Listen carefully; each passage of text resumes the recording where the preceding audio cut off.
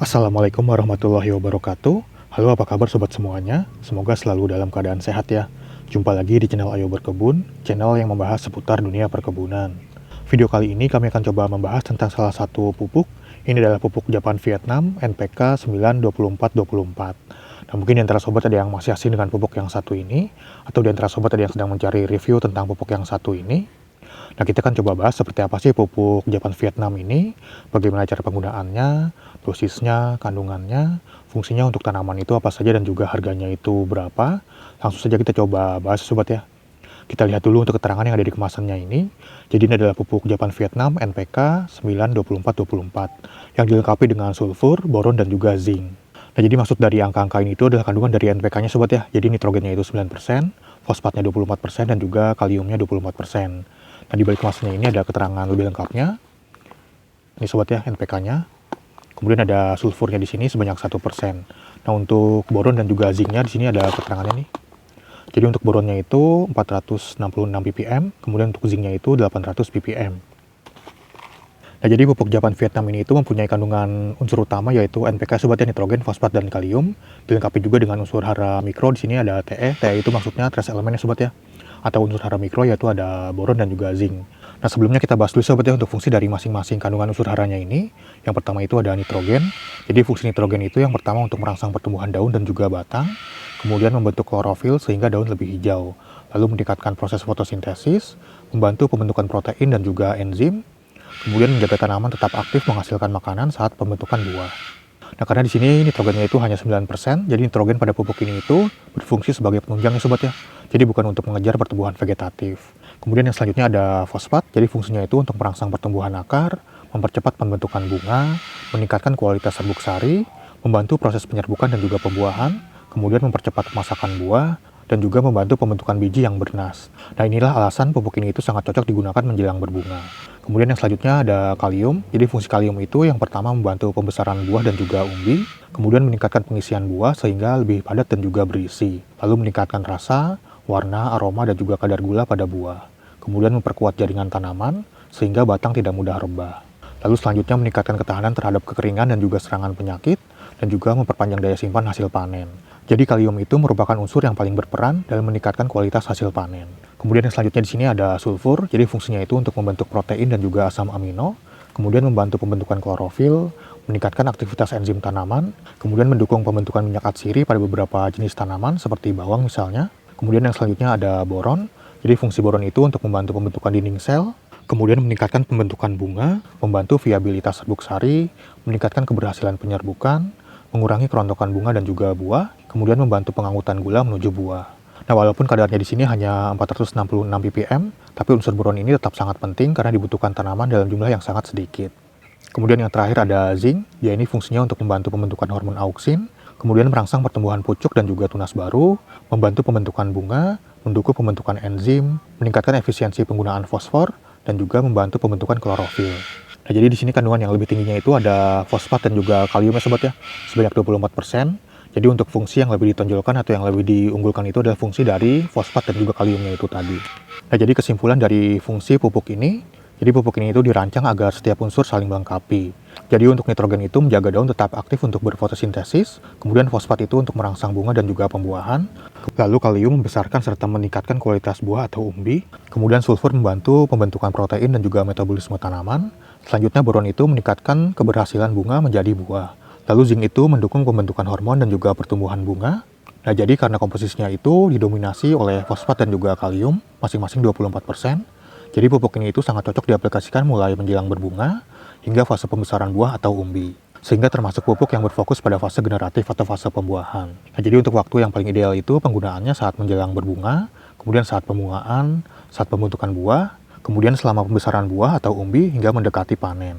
Nah, jadi untuk kelebihan dari pupuk ini itu kandungan fosfat dan juga kaliumnya ini tinggi, sehingga sangat baik untuk pembungaan dan juga pembuahan. Kemudian mengandung unsur hara mikro, di sini ada boron dan juga zinc yang membantu meningkatkan keberhasilan bunga menjadi buah. Dan juga cocok untuk berbagai jenis tanaman ya sobat ya, terutama tanaman buah seperti cabai, tomat, semangka, melon, dan juga yang lainnya. Jadi kesimpulannya untuk pupuk NPK 92424 ini adalah pupuk generatif yang sangat baik untuk meningkatkan pembungaan, mengurangi kerontokan bunga, memperbaiki pembuahan, serta membantu pembesaran buah atau umbi. Dan pupuk ini itu paling efektif digunakan saat mulai menjelang berbunga hingga fase pengisian hasil panen. Jadi bukan sebagai pupuk utama pada fase vegetatif awal. Kemudian di sini ada petunjuk penggunaannya sobat ya. Jadi yang pertama itu untuk tanaman bunga, dosisnya itu 1-2 kg per pohon. Untuk penggunaannya itu 1-2 kali aplikasi untuk menghasilkan daun dewasa dan juga untuk merangsang pembungaan. Kemudian untuk tanaman sayuran seperti bawang merah, bawang bombay dan juga yang lainnya, dosisnya itu 200-300 kg per hektar area. Untuk aplikasinya itu pada tahap pembentukan umbi, ini untuk membantu umbi menjadi lebih besar. Untuk tanaman bunga ini kayaknya itu untuk tanaman buah ya sobat ya, tanaman buah tahunan. Karena kalau untuk tanaman buah yang kecil itu kayaknya terlalu banyak dosisnya itu kalau 1-2 kg per pohon itu. Jadi untuk tanaman buah tahunan yang 1-2 kg per pohon itu.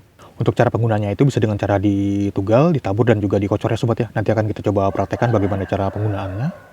Kemudian untuk harga dari pupuk NPK Japan Vietnam ini yang 92424 ini itu saya belinya di toko online sobat ya. Untuk harganya itu sekitar 30 ribuan lah kurang lebih. Jadi harga itu juga tergantung sobat membelinya di mana. Nah kalau sobat ingin membelinya mungkin bisa langsung cek keranjang yang ada di pojok kiri bawah video ini. Sobat bisa cek aja di situ dapat harga berapa. Atau di deskripsi video ini juga ada lampiran tautannya sobat ya biasanya itu. Coba sobat klik aja di situ dapat harga berapa, nanti akan langsung diarahkan ke aplikasi Shopee. Jadi biasanya harga itu juga tergantung dari akun sobat karena ada diskonnya juga sobat ya. Nah sekarang kita coba buka sobat ya seperti apa sih pupuk NPK Japan Vietnam ini.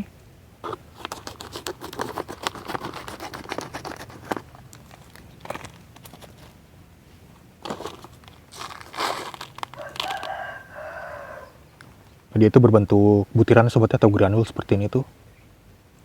Berwarna agak kecoklatan. Coklat muda sobat ya ini tuh, agak ke krem malah dia itu.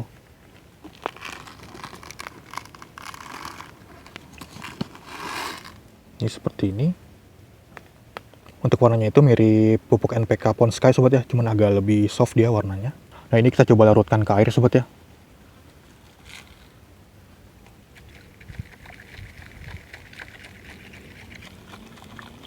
Ya karena dia itu bentuknya granul seperti ini padat, jadi agak lama ya sobat ya untuk larutnya itu.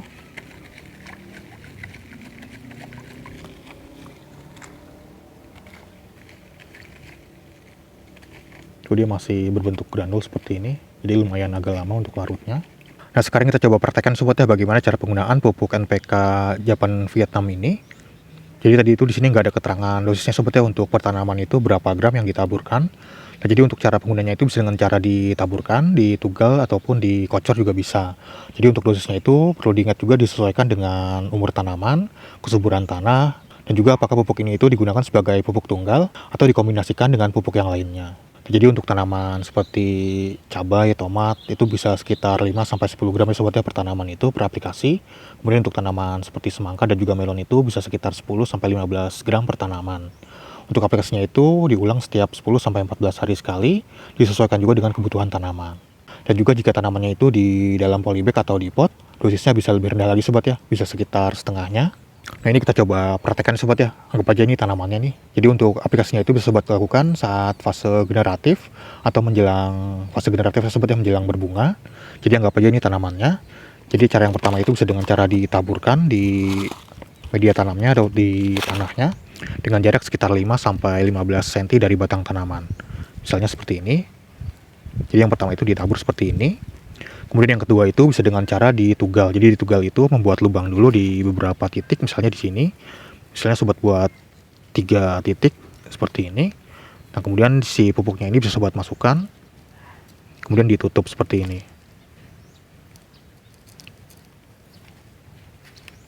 Jadi ditugal itu seperti itu ya sobat ya, dipendam atau ditugal. Nah seperti itu. Untuk dosisnya itu disesuaikan juga dengan ukuran tanamannya. Jadi semakin besar tanamannya, semakin banyak juga yang ditaburkan. Nah selain dengan cara ditugal dan juga ditabur, bisa juga dengan cara dikocor ya sobat ya. Jadi untuk yang dikocor itu dosisnya juga disesuaikan dengan beberapa hal yang sudah disebutkan tadi. Yaitu umur tanaman, kesuburan tanah, dan juga apakah pupuk ini digunakan sebagai pupuk tunggal atau dicampur dengan pupuk yang lainnya. Nah jadi sebaiknya sobat menggunakan dosis yang rendah dulu ya sobat ya, supaya si akarnya itu tidak stres nantinya. Dan di sini ada ember dengan kapasitas air sekitar 8 liter. Jadi untuk dosis itu bisa sobat gunakan dulu sekitar 10 gram sampai 15 gram per 10 liter air. Jadi di sini kita coba gunakan 10 gram aja sobat ya untuk 8 liter air ini. Dan ini agak lama ya sobat ya untuk larutnya itu. Ini yang tadi itu nih yang kita larutkan di gelas masih seperti ini dia tuh. Ini baru mulai agak larut ya, tapi masih ada butiran-butirannya. Tuh. Ini kita masukkan aja sobat ya, karena yang bawah itu agak lama juga larutnya. Kemudian bisa sobat aduk sampai rata. Dan anggap aja ini sudah larut ya sobat ya, seperti ini. Kemudian bisa sobat kocorkan ke tanamannya, misalnya ini. Jadi sobat kocorkan aja ke media tanamnya atau ke tanahnya seperti ini. Dengan jarak sekitar 5-10 cm dari batang tanaman, jangan langsung ke batangnya. Jadi untuk yang dikocorkannya itu disesuaikan juga dengan ukuran tanamannya. Jadi semakin besar tanamannya, yang dikocorkannya itu semakin banyak. Jadi untuk tanaman cabai dan juga tomat misalnya, yang dikocorkannya itu sekitar 200-300 ml per tanaman. Jadi disesuaikan juga dengan dosisnya sobat ya. Kalau semakin banyak dosisnya, semakin sedikit yang dikocorkannya itu. Jadi sobat sesuaikan aja dengan ukuran tanaman dan juga kondisinya.